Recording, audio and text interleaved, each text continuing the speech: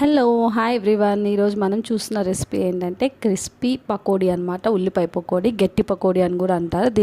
దీనికి మనం ఇలాగా మిర్చి అండ్ అలాగే కరివేపాకు, పచ్చిమిర్చి, కరివేపాకు అండ్ అలాగే ఉల్లిపాయలు ఇట్లా పొడుగ్గా కట్ చేసుకొని పెట్టుకోవాలన్నమాట.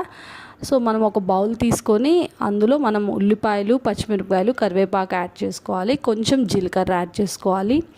కొంచెం సాల్ట్, టేస్ట్కి తగ్గట్టు సాల్ట్ యాడ్ చేసుకోవాలి. కొంచెం కారం, పసుపు యాడ్ చేసుకోవాలి. టర్మరిక్ పౌడర్ కొంచెం అండ్ కొంచెం సోడా ఉప్పు, కారం.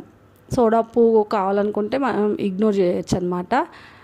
బాగా మిక్స్ చేసుకోవాలి. తర్వాత స్పూన్ ఇలా మనం ఒక్కొక్క స్పూన్ యాడ్ చేసుకుంటూ ఉండాలన్నమాట. ఎందుకంటే బియ్యం పిండి కూడా మనం యాడ్ చేసుకోవాలి. ఇందులో ఒక 3 స్పూన్స్, 3/4 అది యాడ్ చేసుకుంటే 1/4 ఇది యాడ్ చేసుకోవాలన్నమాట. మనకి ఆనియన్లో ఉప్పు వేసి మనం కలిపినప్పుడు బాగా వాటర్ వచ్చేస్తుంది. సో సపరేట్గా వాటర్ యాడ్ చేయాల్సిన అవసరం లేదు. ఇన్ కేస్ కావాలంటే కొంచెం వాటర్ యాడ్ చేసుకొని బాగా మిక్స్ చేసుకోవాలి. ఇలాగ మిక్స్ చేసుకోవాలి.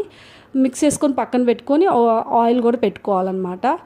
డీప్ ఫ్రైకి ఆయిల్ పెట్టుకొని బాగా హీట్ అయిన తర్వాత ఈ కలుపుకున్న మిక్సర్ని మనం ఇట్లా కొంచెం కొంచెం పకోడీలాగా వదిలేస్తూ ఉండాలన్నమాట. దీన్నే గట్టి పకోడీ అంటారు. క్రిస్పీగా ఉంటుందన్నమాట.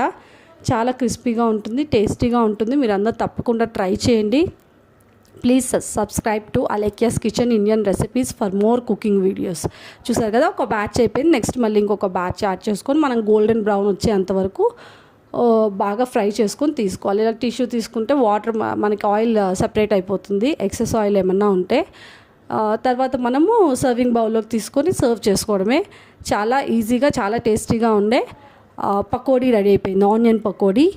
తప్పకుండా మీరందరూ ట్రై చేయండి. Crispy onion pakodi is ready to serve అనమాట. Thank you so much for watching. Bye bye.